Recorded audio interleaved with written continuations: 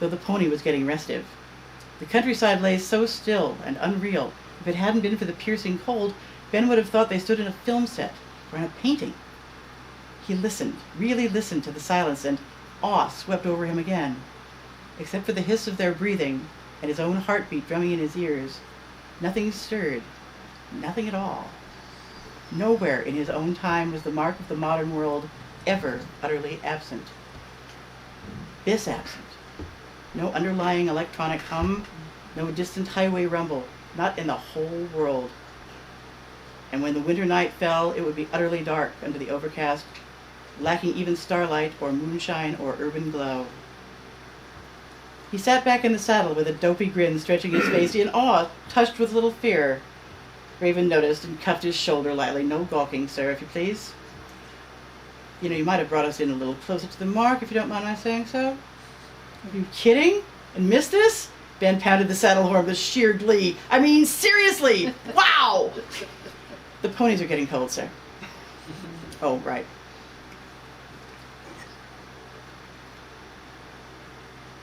As they turned to pick a path down from the cliff edge, Raven added, "You do have some idea where we are, then?" The shout of Ben's laughter rang in the frosty air. "The Middle Ages?" "It is, yes," said the boy, patiently. "And we are in England. I believe that will be Chippenham." He waved a hand in the general direction of a smudge away over the horizon, a smoky patch of sky, as always indicating a living community. "If we can get down from here without breaking our necks, we'll be somewhere on the Roman road from Bath. The A4, more or less. And it's just about..." He drew a deep breath as if tasting the air.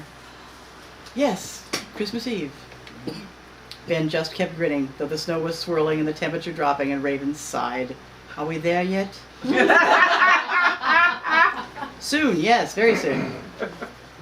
When they found the road, they urged the ponies to a quicker step. He was humming the ancient tune that had brought them here, which wouldn't be written for another 600 years, and was for a while completely, thoughtlessly happy. The world was not only silent, he noticed, but remarkably empty. They passed now and then the odd steading dug in against the frieze, its presence betrayed only by a thin stream of hearth smoke.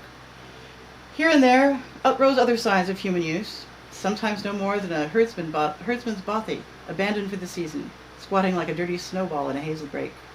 But no traffic, no people. Away south across the frozen river, clinging to the swell of a hillside, a monastery and its low stone church, huddled with its back to the road, keeping its stinks and its treasures to itself. A single iron bell clanged a few sorry times, breaking the air. Raven flinched a bit at that. "They'll be ringing for tears," he muttered, "and what else?" He didn't look happy. "Is it true?" Ben asked, seeing the reaction. "They can't hear the sound of church bells?" "Only when they're out of tune." "Stop talking, will you?" All the wry humor had gone from him like pinching out a candle. "What? Why? I'm enjoying. Hark!" The boy snapped, and Ben stopped, attention focused. They waited, Raven with his head tilted, bird-like, listening.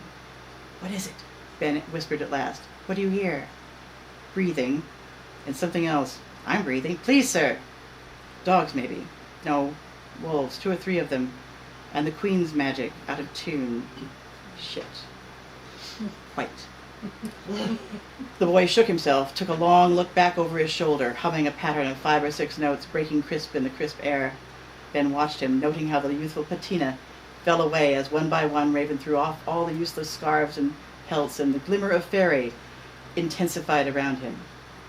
And when he turned to look ahead again, 3 massive black wolves, red-eyed and grinning, blocked their way.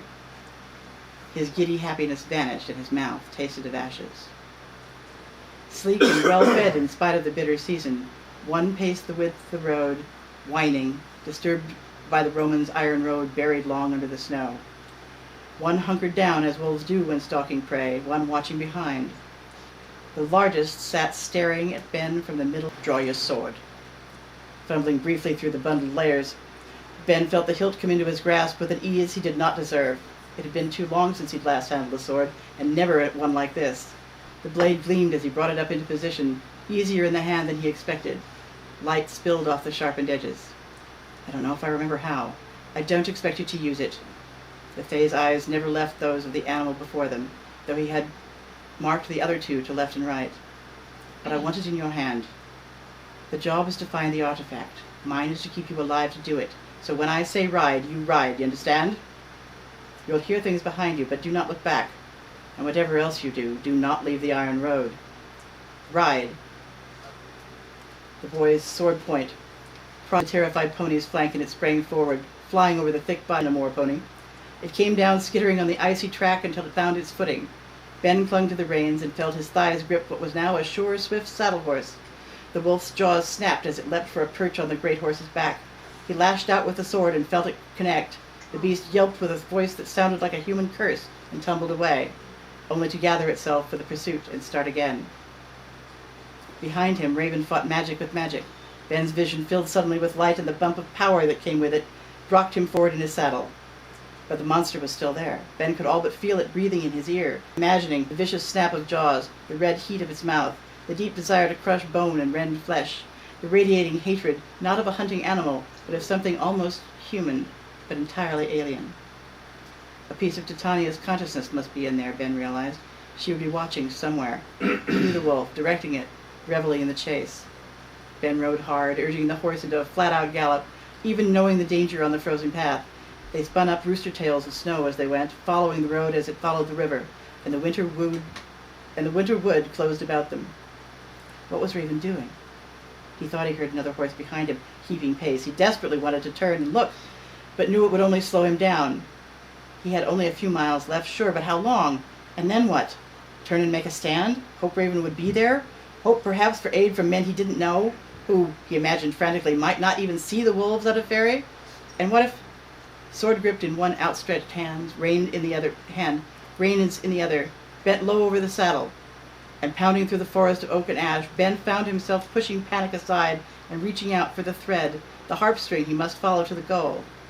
What would happen when the thread took him off the road, as it surely would? It didn't matter, and there was nothing else to do when at last the path to his goal veered into a wide dirt track flanked by holly trees.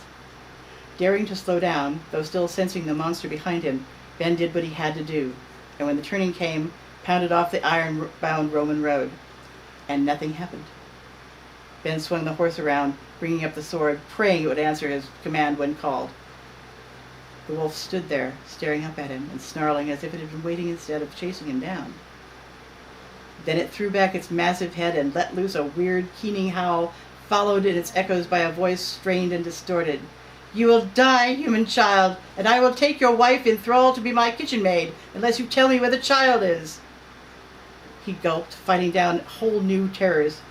A wind rose out of the leafless wood, bearing with it hysterical laughter, disordered threats, cajoling, entreating, a jangling chorus like voices in a madhouse.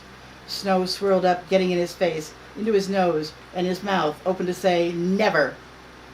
Then the wolf gathered and leapt, snarling, not for the horse panting under him, but straight for Ben. And without thought, the sword swung up. He thrust with both hands on the hilt as the beast came down and took the monster in the throat, spitting it through skull and brain. Blood gushed from the mouth and eyes and around the blade. The enormous weight nearly broke his arm, but he used the momentum to swing the body overhead, flinging brains and blood in a scarlet arc, and let it drop. Mortally silent, it slid from the blade to the snow almost in slow motion. When it touched the earth, it vanished, and the whirlwind of voices ceased in the instant. The horse didn't like this at all, but stood, trembling and overheated. Shaking himself and drenched with sweat, Ben dismounted and ripped away the layers of clothing and furs he hadn't had time to discard, now drenched in gore. Then he used a woolen scarf to rub down the horse who had served him with so great a heart. It accomplished little, but would have to do. More would have to wait on good stabling or perhaps fairy magic. "What did I tell you, human child?" Raven scolded, flinging himself from his shaggy pony. The mantle of his power had diminished, but not his rage. "What did I tell you about staying on the road? Did I say do not leave the road?" "What was I supposed to do?" Ben shouted back, trembling as the adrenaline rushed away. "Keep riding, damn it!" The boy delivered a petulant punch to the shoulder that hurt, but oddly warmed. "I did keep riding, damn it! This is the way. Did you not hear me calling you? I took care of the other two as fast as I could, but this monster wanted nothing to do with me. I've been right behind you for miles. 30 seconds, Ben, 30 seconds, and I could have spared you." The fear and anger was draining out of him, too, and he looked almost as spent as an ordinary mortal. Both horses were exhausted, so Ben and Raven took their reins in hand and faced up the broad path that led to King Alfred's hunting lodge. Many men and horses had passed here recently, and the way, sheltered and trampled, was a mass of frozen mud and wheel ruts, but little snow. So they walked the rest of the way, fairy magic gradually resupplying whatever set dressings had been cast aside. "So what happened?" said Raven at last. "Tell you later," Ben said, getting the tremors under control. "Okay." "Pepper spray might have been in order." Raven chuckled. "Or a shotgun." That's the end of that chapter. An adventure. Yes. I forgot to tell you also that Titania is definitely on the. She is contrary to her husband. We've seen this happen before. Oh wait, we did that play. And she really wants. She's still making up for that little Indian boy episode. Yeah. And she wants Ben's son Sparrow. And of course, we can't let that happen. So there are several different things going on at the same time. So there's where we are. Wow. Wheel ruts, but little snow.